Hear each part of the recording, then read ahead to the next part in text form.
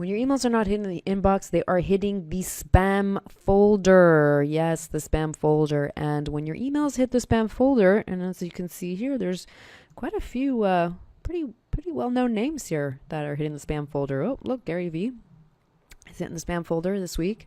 Even Bronto. Bronto, you may not realize this, but it's actually an email service provider, much like an Infusionsoft.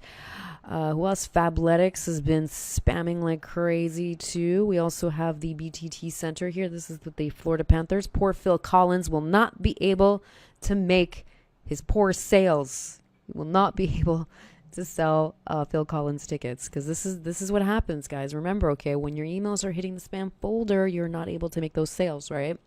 And one, sort of trick to know if your emails are hitting the spam folder is, of course, a decrease in open rates. Okay, you don't need a massive decrease in open rates, but even a small decrease, okay, let's just say if your email open rates were 22% and you went down to even 17% or even, 15%, that could be an indication that your emails are hitting spam.